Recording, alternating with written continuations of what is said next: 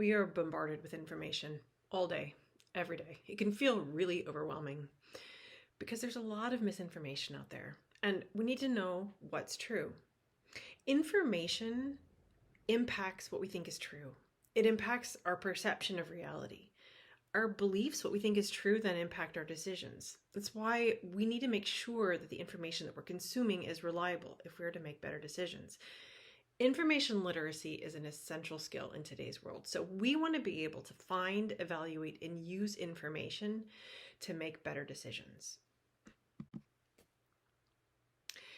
It is impossible to know everything by ourselves, to verify everything by ourselves. That's why it's important to know who to trust. We do this all the time. We trust experts in other fields to tell us about what is most likely true in those areas. Now, there are reliable sources of information. There are news outlets that do their best to ensure that their content is accurate and objective. And true information is verifiable and reproducible. Nobody has a monopoly on the truth. So when we say trust isn't in a journalist or even in a source, but the method of journalism and the overall information ecosystem. There's a lot of people who say that we're in a post-truth era, and I don't think that's true. I think we're in a post-trust era in that we don't trust reliable sources. We're confused about who we should trust. For example, we can't tell the difference. When we're scrolling through our news feeds, it all looks the same. And so we can't tell, is this true? Is this not true? Right? Everything blends together. We also don't trust sources that conflict with our beliefs or with our in-group's beliefs. So we'll automatically discount them. And ideologically fueled propaganda tells us over and over again not to trust anyone but them. But don't give up, because there is good information out there if you know where to look and pay attention to your own biases. Because we're irrational and biased, right? It's not just the information we consume. Often when we call information biased, what we're doing is saying it doesn't agree with my biases. So we need to recognize the role that we play in falling for and sharing misinformation. A couple of things before I get into this table. Misinformation is unintentionally incorrect or misleading, whereas disinformation is deliberately deceitful. Disinformation can quickly turn into misinformation if it's shared by someone who doesn't know that it's false and doesn't have an intention to deceive. And the term fake news has basically lost all meaning, right? It's not true or false, fake or real. It's more of a spectrum. Now, why do we fall, though, for things that aren't true? Why do we fall for misinformation? There's three big reasons, and we need to pay attention to these in ourselves so that we don't fall for false information. The first is confirmation bias. This is a biggie. It's the mother of all biases. We more easily accept something as true when it already supports what we think is true. And that makes sense, of course, right? If we have a worldview and new information comes in and it fits with that, it would make sense to trust it.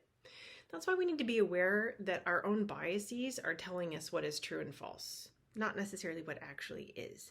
So we want to avoid being trapped in a filter bubble that constantly confirms our biases. More on that in a second. The second reason is that it triggers our emotions. Information that triggers strong emotions, particularly like anger, disgust, fear, outrage, those are pretty effective because we get emotionally triggered and then it overrides our ability to think critically. So practice emotional skepticism. If you find yourself triggered, stop and check. And then finally, the reiteration effect, also known as the illusory truth effect. This is basically, the more often we hear information, even if it's false, the more likely we are to think that it's true. This has to do with how our minds process information. We assume ease of processing with more times after hearing it means that it's true. This is why echo chambers in particular can be pretty harmful in terms of what our worldview is. So we want to avoid being in an echo chamber. More on that again in a second. Especially online, everything can seem like it's the same. Scrolling through a platform, everything starts to blend together. But all sources aren't created equal. So we want to know the difference between platforms and sources. What are we looking at? platforms deliver information. This would be things like a search engine, Google, Bing, or a news aggregator. I like to use Flipboard and Apple News. Online marketplaces like Amazon or eBay. Audiovisual music, Spotify, Netflix, etc. And social networks like Facebook, Twitter, YouTube, TikTok, etc. All of those are platforms.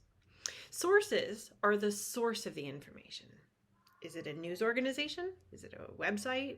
Is it a celebrity? Is it a blog? Where did it come from? So when we're trying to figure out if something is true, if it's reliable, we want to be able to use sources effectively. Sometimes the source is the platform and sometimes it's not. It's important, though, to know the difference, because what we're trying to do is focus in on the sources themselves. So on each platform, an essential question to ask yourself is, what am I seeing and why? We each get trapped in our own personal media ecosystems. Those are called filter bubbles. Filter bubbles are caused by two primary things. One is our personal choices. So let's say that we're looking at Facebook feeds. Here's my feed and your feed.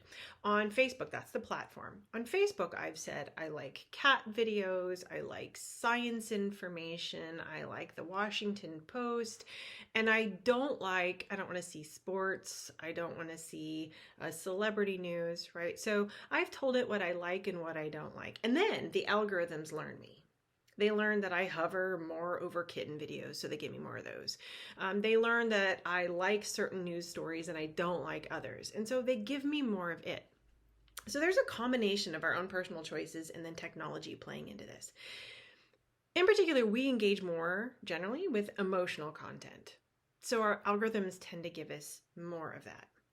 Now here's the problem. My feed looks different than your feed, right? My Facebook feed, my YouTube recommended list, my Amazon recommended list, the search results that I'm getting on Google.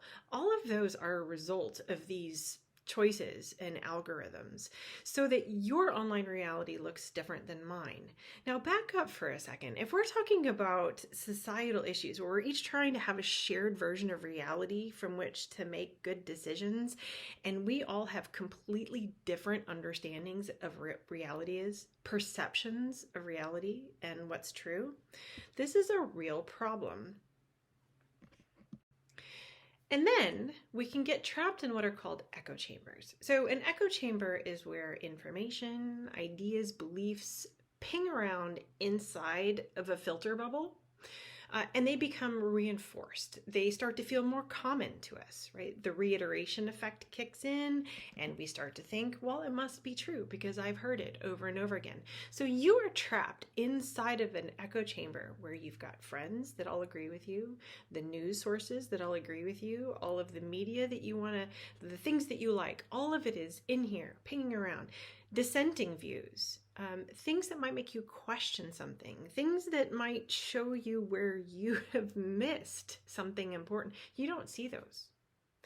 So between filter bubbles and echo chambers, we can have very drastically different ideas of what our world is like, and it reinforces our worldview.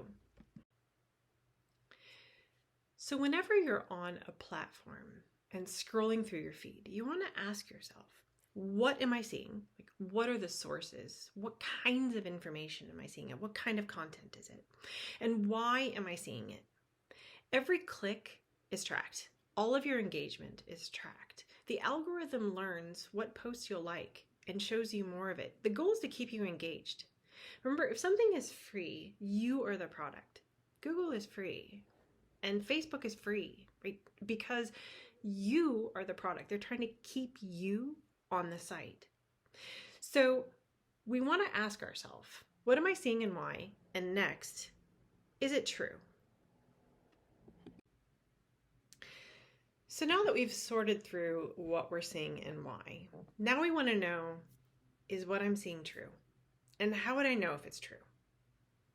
So we're going to walk through the steps of fact checking, summarized by the graphic here. The first and most important step is skepticism. Skepticism is always your first line of defense. Skepticism is proportioning our beliefs to the evidence. It's that little voice in your head that expresses some doubt, basically. Does that make sense? Right? You want to lean into that. If you don't ever stop and ask yourself, is this true? You won't ever check if it's true. So before believing or sharing a post, stop and ask yourself, is this true? But remember, the most difficult and important time to be skeptical is when something confirms our biases, triggers our emotions, or is repeated. Those are the reasons that we fall for misinformation. So we don't want to be trapped by our own biases and irrationality. We want to let skepticism win and check. The next step is to check the type of content. Not all content is intended to be factual and informative. So we want to understand the purpose of the post. This comic here does a great job of showing why a lot of people don't trust media. So the first it says, if you don't trust the media, that's understandable. Blah, blah, blah, blah. Just don't confuse the media with real journalism, right? The media is all the information that's shared over mass communication, whereas journalism is seeking to be fair and objective. So don't confuse them. We want to understand the type of content and the purpose of the post. Platforms like social media and news aggregators deliver different types of content, and if we're not paying attention, it's easy to confuse them. The first example of the type of content is a news story. News stories are informative. They present facts. They're not trying to persuade. So this BBC report here is presenting an event that happened. Journalists try to be as objective as possible and avoid bias. They try to be as accurate and fair as possible. So this is the type of story that is purely seeking to provide information. But a lot of people confuse it with other types of information. Another type of content is the opinion pieces. Opinion pieces are trying to persuade. They're not trying to be objective. Hopefully they use facts, but opinions are not facts. All opinions, though, are not created equal. Good opinion pieces are written by experts, and they include evidence to make a case. So there's a huge range of quality here in opinion pieces, from unfair persuasion to fair persuasion. There's misleading, out of context. I see a lot of people who discount an opinion piece because it says opinion, and what they're doing is just not liking something because they don't like what it says. We don't want to do that. We want to judge it based on the argument presented and the expertise. Now, newspapers clearly label opinion pieces, as you can see here with the 3 different types. Not all content clearly tells you that's an opinion piece, but newspapers do so. They also separate their news from the opinion staff in the building. They literally keep them separate so that the opinion staff doesn't influence the news side and so on. So the column, though, is written by someone who works for the paper. This is someone whose job it is to write opinion pieces for the paper. In this case, Jamal Khashoggi, his opinion piece in the Washington Post. The editorial on the right here is written by the paper's editorial board. An editorial board is a collection of expert opinion journalists who rely on research, debate, individual expertise, right? These are experts to reach a shared view of important issues, and they will publish them under their paper's editorial. Op-ed actually stands for opposite the editorial, because in a physical newspaper, this would be opposite the editorial. And these are guest opinions. They're written by people who don't work for the paper. There's a huge range of quality here, because sometimes it's politicians, sometimes it's celebrities, sometimes it's scientists. In this case here, we've got scientists, Naomi Oreskes, for example, writing a piece about her area of expertise, about ExxonMobil misleading people about what they knew about anthropogenic climate change. But the point is, opinion journalism is intended to persuade, and we want to know when we're looking at content, is this objective? Is this trying to be objective, or is it trying to persuade? Now that's newspapers. Not all content clearly labels that it's opinion. And cable news in particular often doesn't label its opinion sides. So some opinion shows use a mix of like unfair persuasion techniques. They appeal to emotions. They create an us versus them, right? They're out to get you or control you, but I'm on your side. They'll call names, use inflammatory language, use out of context information to mislead. All of this is signs of opinion journalism. Now, it's not telling you it's opinion journalism, but we want to know that this kind of content is fundamentally different from something that is trying to be factual and objective. The next type of content people mistake for objective news is advertisements. Advertisements can look like organic content. They're called different things: native ads, sponsored content, advertorials. But if you're scrolling through a feed or even a magazine and you see something like this, if you're not paying attention, you miss the signs that it's an ad. Actually, less than 10% of people can identify sponsored content. But keep in mind, companies have a purpose for paying for these ads. It doesn't mean we should discount their content altogether, but it does mean that we need to know why they paid for it. They have a vested interest. So you want to look for clues that someone's trying to sell you something. Words like sponsored or presented by or promotion.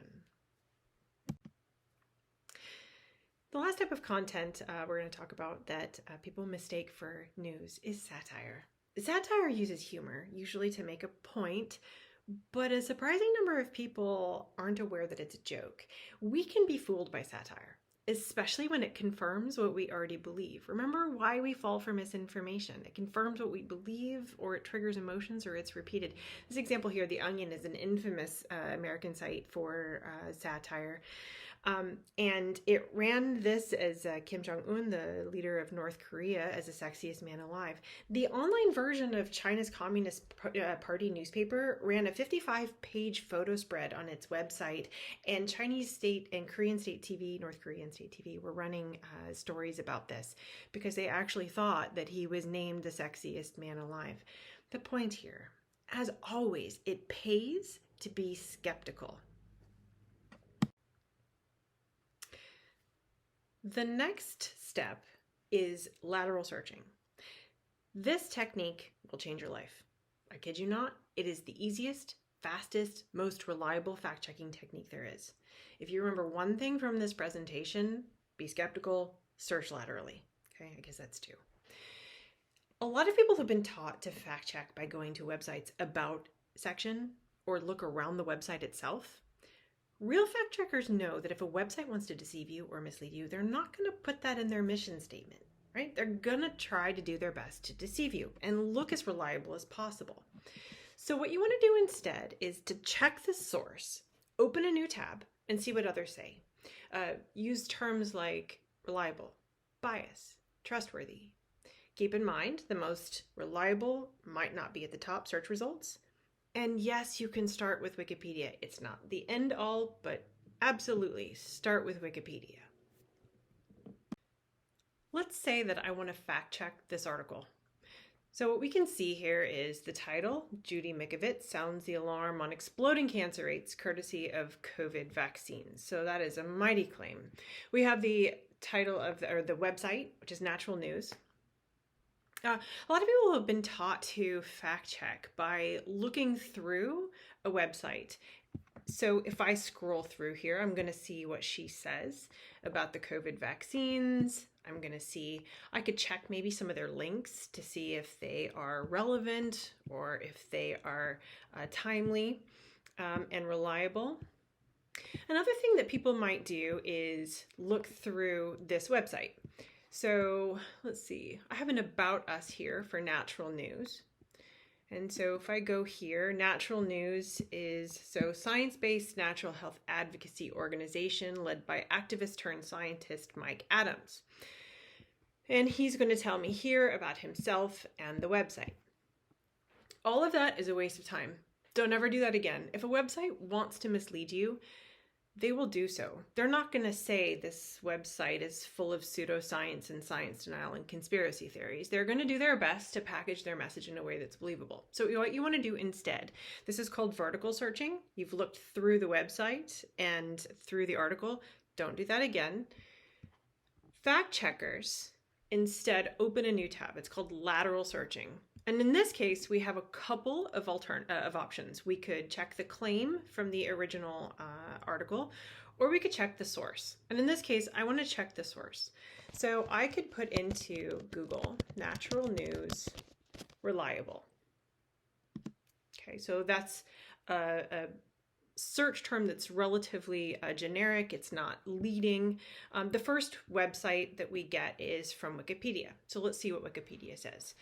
Natural News is a far-right anti-vaccine conspiracy theory and fake news website known for promoting alternative medicine, pseudoscience, disinformation, and far-right extremism. Here's about Mike Adams. This isn't very promising for Natural News. So I'm going to go back. Wikipedia says no. Natural News, I'm not going to trust them. PolitiFact. Now we know PolitiFact is a trustworthy fact-checking site. So their scorecard here, 3 fact checks, and they are all false. Not good. Okay. I've got some other sites here. I'm going to keep going until I get to one that I know and trust. Media Bias Fact Check is pretty decent. Let's see what they say. Natural News, conspiracy level strong and pseudoscience level quackery. Very low in terms of their factual reporting. It says overall, we rate Natural News a questionable source based on the promotion of quackery level pseudoscience and conspiracy theories, as well as extreme right-wing bias. This is one of the most discredited sources on the internet. Oh, that is red flags here. Can we find another one? It's not looking very good here. Ad Fontes. We like this site. So they say the most extreme right category of bias as unreliable, misleading in terms of reliability. Okay. So what we have here is 3 sites that we trust, and all of which have said that Natural News is not a reliable source. See how if you had explored the site itself, you might have been misled. But by opening another tab and using the power of the information ecosystem, what do other reliable sources say about the source? We can get a better picture and then not waste our time on the actual site. Something important to note there was how the different sources all basically came to the same conclusion, that Natural News was not trustworthy. While you're checking the source, something you want to pay attention to is to check the URL, right? What actually is the source? A common technique to deceive is to create sites that mirror well-known domains or sites, but use tricks like domain extensions, .com.co, as in this case, .com.de, or something similar to that, right? They're basically mimicking a trustworthy site to convince you. This is a fake news site. This is a fake news story. However, remember why we fall for misinformation. It confirms our biases, it triggers us emotionally, and we hear it repeated.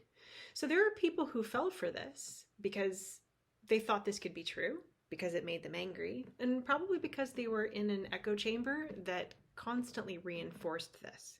So we want to make sure, again, to be skeptical and to fact check, and don't be deceived by this common trick here.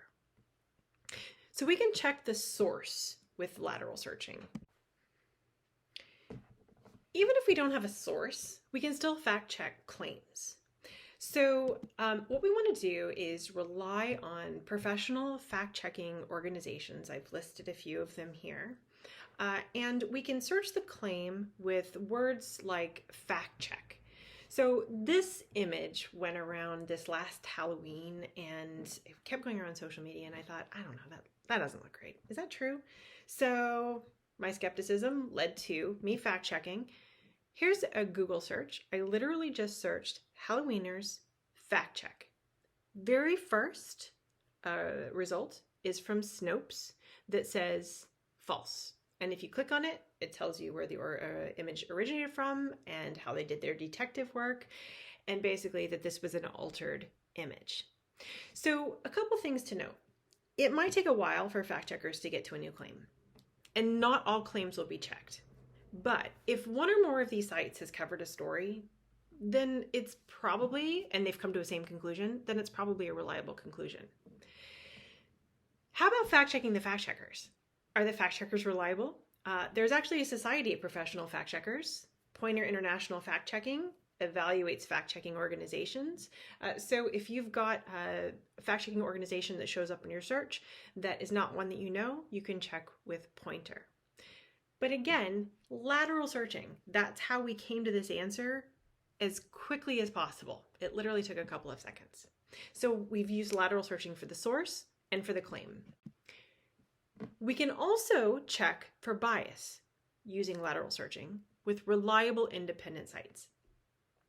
So this is a bit of a loaded topic. A lot of people don't trust the news because of perceived bias.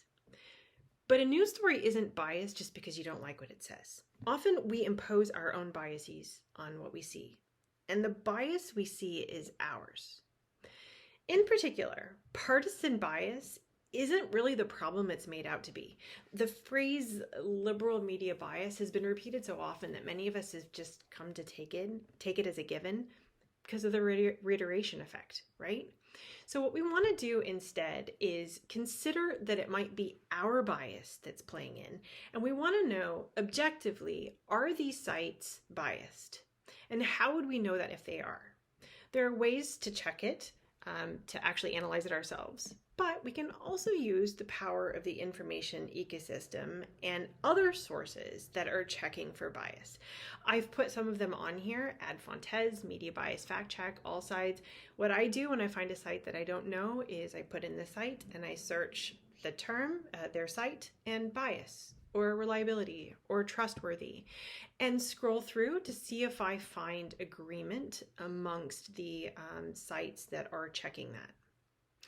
Remember that journalism's method is reliable in part because individual journalists are trying to reduce their bias, but other journalists in the community are also providing important checks and balances. What I'm getting at here is don't just discount a source because you don't like what it says, and so you assume that it's biased, right? There are ways to figure that out. Think that it might be yours and check. Low quality and highly biased news often has other tells. It tends to have sensationalized headlines, or it's very emotional with loaded inflammatory language, maybe name calling. They use fear, anger, excitement to increase the engagement. Another thing they tend to do is to tell you not to trust anyone else. Trustworthy news organizations want to get it right, so they're not afraid of others checking their work. Truth withstands scrutiny, so be wary of any news site telling you that they're the only source of truth, or that everyone else is lying, or that maybe there's some vast conspiracy to explain why they're the only source that's telling you the truth. That's actually a disinformation technique to inoculate you from the actual truth. No one has a monopoly on the truth. True information should be verifiable by multiple trustworthy sources. That's reproducibility and a hallmark of good journalism and science. Now, I don't have time to really cover this, but I wanted you to know that it's an option to fact check photos and videos. You could really level up on your ability to fact check here. We tend to think that if we see it, we should believe it, right? Photos and videos are proof, but they can very easily be taken out of context or even be altered with the kinds of technology that we have today. There's reverse image searching, there's basic fact checking with terms, etc. For example, this photo went viral during Australia's brushfires in early 2020, but it was a manipulated image. Here's the original, and here's some of the images that were added in on it. So we don't want to be misled by photos and videos either. Don't just assume those are true, and don't just assume that you can't fact check them, because you can. So, take home here. Information literacy is essential in today's world. Skepticism is always your first line of defense. Practice skepticism, emotional skepticism, right? Don't just react, research. Having a healthy media diet is essential for being informed and making wise decisions. If you can, cleanse your media feed of low quality or misleading news, and think before you share. Make sure that you place your trust wisely. Thank you very much.